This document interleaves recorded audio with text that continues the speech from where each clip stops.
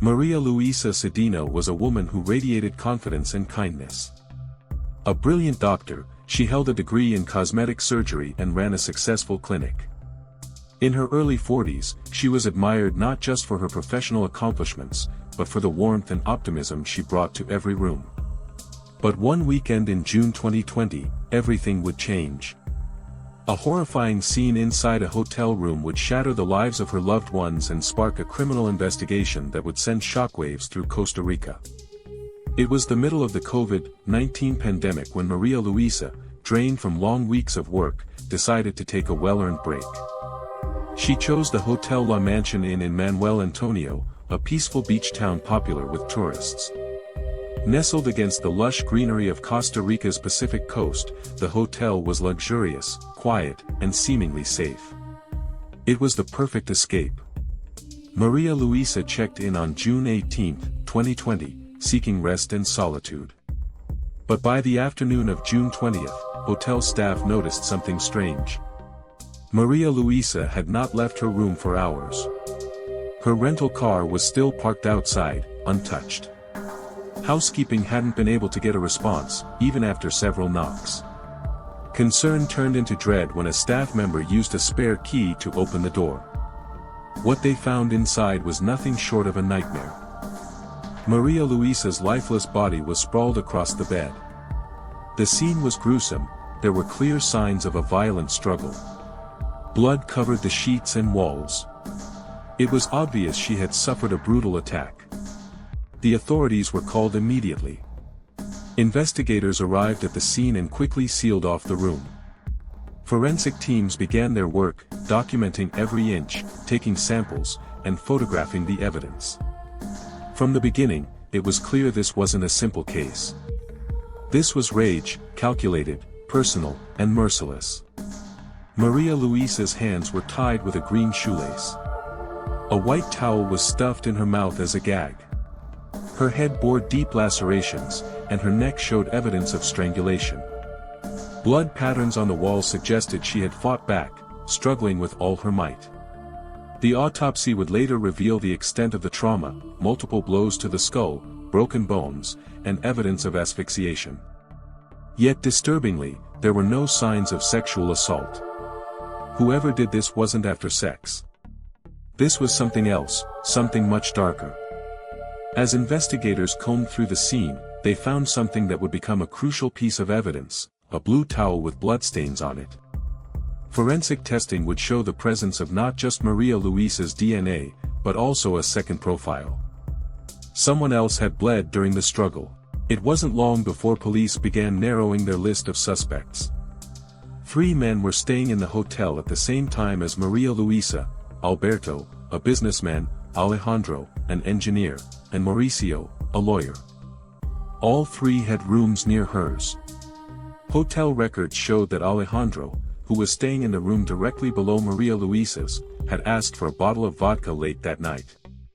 Surveillance footage showed the bottle being delivered, but Alejandro's room phone showed no record of the call being made. That raised a red flag. The hotel also had strict COVID protocols, so movement was limited and tracked. Staff noticed that Alejandro had gone out several times during the night, walking barefoot in the hallways. Odd behavior, but nothing conclusive, until a key piece of evidence surfaced. A blood-stained pair of shoelaces, like the one used to tie María Luisa's hands, was found in a trash can near Alejandro's room. More damning still was the forensic report. The male DNA found on the bloody towel inside María Luisa's room matched Alejandro's. But there was more. Traces of a powerful sedative were also found in María Luisa's system.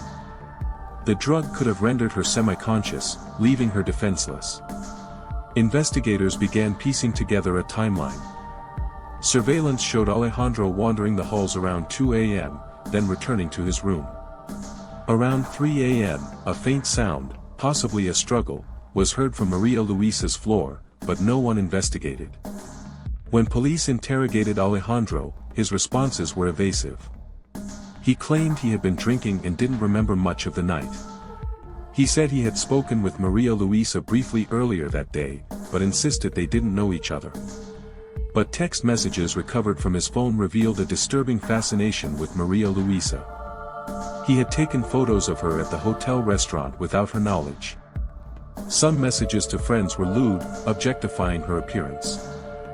Then came the twist. Alejandro wasn't alone that night. Another man, identified as a friend who had briefly visited the hotel, was captured on CCTV arriving after dark and leaving before dawn. Hotel logs didn't show his name, suggesting he entered unofficially. Could he have helped Alejandro carry out the crime? Investigators weren't sure, but the presence of another man raised the terrifying possibility that María Luisa was attacked by more than one person. The community was horrified. María Luisa's friends and family demanded justice. Vigils were held, and social media exploded with calls for accountability. As the investigation intensified, the public grew impatient. Months passed, and while Alejandro remained the key suspect, the case dragged on. In 2023, nearly 3 years after the murder, the trial finally began. Prosecutors laid out a chilling narrative. Alejandro, intoxicated and possibly under the influence of other substances, had become obsessed with María Luisa. That night, he entered her room, either by force or deception, rendered her unconscious with the sedative, and murdered her in a fit of rage. Whether it was sexual rejection or some imagined slight, prosecutors said Alejandro had snapped. The defense tried to sow doubt, pointing fingers at the other hotel guests and highlighting the lack of eyewitnesses. But the forensic evidence was too strong to ignore. The DNA, the shoelaces, the towel, it all pointed to Alejandro. On May 3, 2024, the court delivered its verdict, guilty. Alejandro was sentenced to 18 years in prison for the murder of María Luisa Cedeño.